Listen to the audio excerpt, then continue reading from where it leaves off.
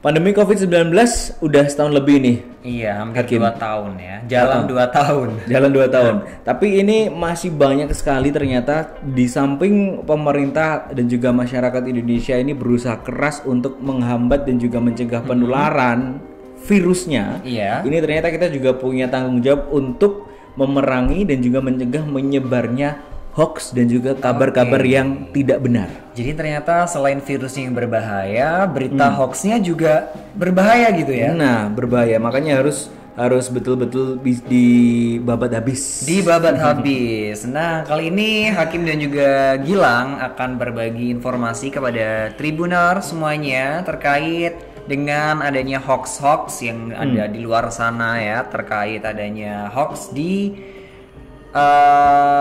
vaksinasi, program vaksinasi COVID-19 yang dilakukan oleh pemerintah. Betul. Jadi kita akan berikan 3 hoax yang baru-baru ini. Ini baru-baru ini loh. Maksudnya yang kemarin-kemarin masih banyak. Tapi kita persingkat aja ya. Jadi 3 aja. Ini terkait vaksinasi dan juga secara COVID-nya juga ada hoax yang terbaru. Terbaru. Boleh. Nah, ini yang mungkin ramai. Ini langsung aja ya. Yang pertama, ini terkait narasi koin logam menempel di bekas suntikan, bukti vaksin COVID-19 mengandung magnet.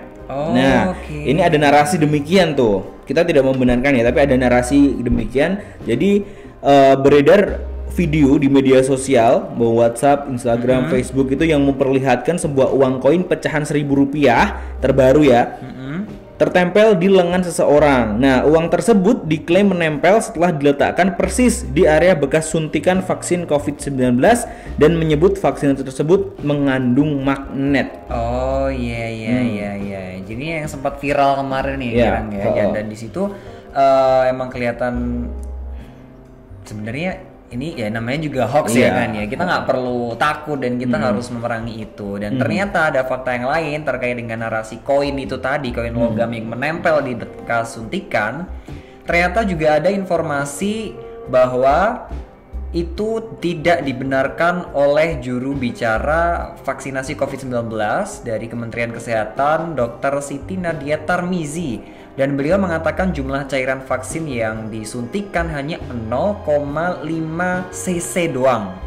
Dan ini akan segera menyebar ke seluruh jaringan yang ada di sekitar tubuh, yang ada di tubuh kita. Dan itu akan ada cairan, tidak akan ada cairan yang sisa gitu istilahnya. Jadi nggak mungkin kalau tiba-tiba langsung kayak ada magnetnya gitu, karena cairannya langsung ke seluruh tubuh gitu bilang.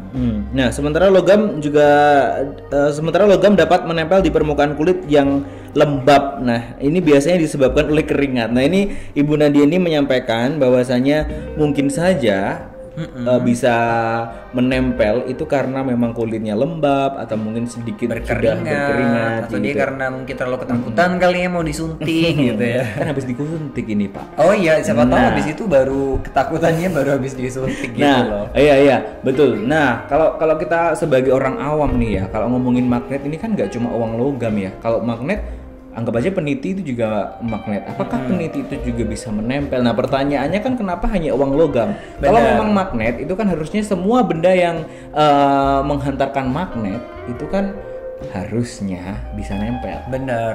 Kayaknya nih ya, setahu aku ya Gilang ya, logam sama peniti itu kalau misal dideketin sama magnet kayak lebih cepetan peniti deh nempel. Makanya iya gak sih? Nah betul. Nah ini selain dari juru bicara vaksinasi COVID-19, ini Ketua Indonesia Technical Advisory Group on Immunization atau ITAGI, ada Profesor Dr. Zeki Hadinegoro ini menjelaskan lubang jarum suntik itu sangat kecil sehingga tidak ada partikel magnet yang bisa melewatinya. Sedangkan vaksin ini berisi kandungannya ada protein, garam, lipid, pelarut, dan juga sekali lagi tidak mengandung logam.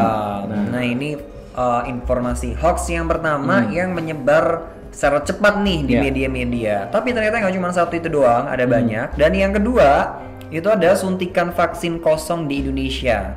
Ini ada judulnya ya, narasinya seperti itu. Dan ternyata di luar sana di media sosial juga itu emang udah beredar banyak banget video baik di Instagram, di WhatsApp dengan nama akun Info Bangli Bali. ya, dan itu memperlihatkan seorang perawat yang menyuntikkan vaksin tanpa injeksi kepada seorang pasien vaksinasi. Dan video ini menunjukkan kalau sang perawat yang menyuntikkan jarum yang kosong kepada pasien laki-laki itu, video itu telah dilihat sebanyak ribuan kali dengan berbagai tanggapan di kolom komentar. Nah, ini jadi videonya buat Tribuners yang mungkin belum sempat lihat, itu ada video jadi pasiennya itu semacam kayak ngedokumentasiin dia lagi divaksin gitu. Biasa lah ya, kan? Kayak gitu kan. Tapi ternyata itu memperlihatkan bahwasanya perawat yang menyuntikkan atau petugasnya itu cuma menyuntikkan saja, tapi tidak memasukkan cairannya gitu. Jadi cuma disuntik aja tapi tanpa ada proses ditekan. Injeksi, nggak ada ditekannya itu, kemudian langsung dicabut dan juga dioles pakai alkohol. Entah itu lupa atau seperti apa kita nggak tahu, tapi itu tersebar luas dan seolah-olah itu terjadi di Indonesia. Benar. Terus setelah menelusuri keberadaan video itu, diketahui bahwa video itu bukan berasal dari Indonesia nih guys. Melalui laman pencarian gambar Google, terdapat sebuah artikel berita dari media tercap.com dan itu menjelaskan terkait video viral tersebut. Jadi sekali lagi, ini video yang viral bukan dari Indonesia, tapi dari luar negeri, dan diketahui kalau video tersebut terjadi di pusat vaksinasi Mukolote di Guayaquil, Ekuador pada hari Minggu 25 April 2021. Dan di situ dijelaskan juga nih Gilang dan juga Tribuners ya, yang harus tahu juga kalau pria yang ada di dalam video itu memang tidak mendapatkan suntikan vaksin dari perawat. Betul. Nah, ini juga ada penjelasannya bahwasanya pria itu diduga menyuap perawat untuk memotong antrian agar mendapatkan vaksinasi COVID-19 sebelum gilirannya. Namun, perawat malah memberinya suntikan palsu secara harfiah, menusuk jarum di bahunya tanpa benar-benar menyuntikkan apapun. Nah, ini mungkin karena dosis vaksin yang sangat terbatas dan akan di bawah pengawasan ketat sehingga dosis yang hilang akan diperhatikan. Kayak gitu penjelasannya. Terus juga ada penjelasan lain lagi yang menguatkan kalau ini tuh hoax ya. Jadi Sekretaris Jenderal Kepresidenan Ekuador, Jorge Watet, ya, ini namanya keren sekali ya. Itu membenarkan kalau perawat yang melakukan suntikan palsu itu emang udah ditangkap, dan pria yang merekam video itu juga udah ditangkap sama pihak kepolisian. Jadi nggak perlu khawatir lagi, yang nyebarin udah kena punishment dan juga yang melakukan penyuntikan itu juga sudah kena punishment. Betul. Nah, dari penelusuran tersebut nih Tribuners, dapat disimpulkan bahwasanya video penyuntikan vaksin kosong tersebut merupakan hoax kategori misleading content atau konten yang menyesatkan. Nah, hal tersebut karena video itu bukan terjadi di Indonesia, tetapi seolah-olah itu dinarasikan terjadi di Indonesia. Jadi di Indonesia insya Allah vaksinasi aman. Amin. Udah divaksin? Sudah. Aku belum. OTW abis ini. Sabar dulu. Oke. Nah, ini yang ketiga ada hoax, tapi kali ini yang ketiga bukan karena vaksin ya, bukan divaksinasi, tapi adanya hoax tentang gejala baru COVID-19. Gimana ini beredar sebuah pesan berantai yang menyebut virus COVID-19 yang sudah bermutasi nih memiliki gejala unik, tidak menimbulkan panas namun menyerang langsung ke paru-paru. Itu narasinya kayak gitu. Nah, disebutkan bahwa tes-tes yang ada seperti swab antigen, PCR itu tidak dapat tuh mendeteksi virus varian baru itu. Dan ternyata fakta yang terbaru dari adanya hoax gejala baru COVID-19 ini, informasi itu belum bisa dibuktikan nih Tribuners. Belum ada bukti ilmiah terkait gejala baru pada virus COVID-19 yang sudah bermutasi. Dan ini kita juga dikuatkan lagi sama pendapat dari Dr. Ada Ninggar ya, virus COVID-19 itu memang telah bermutasi dan lebih menular, tetapi gejalanya masih sama. Hingga saat ini pun varian COVID-19 masih bisa dideteksi dengan adanya tes PCR itu tadi. Betul. Nah, jadi Tribuners hati-hati pokoknya dengan informasi terkait kesehatan yang beredar.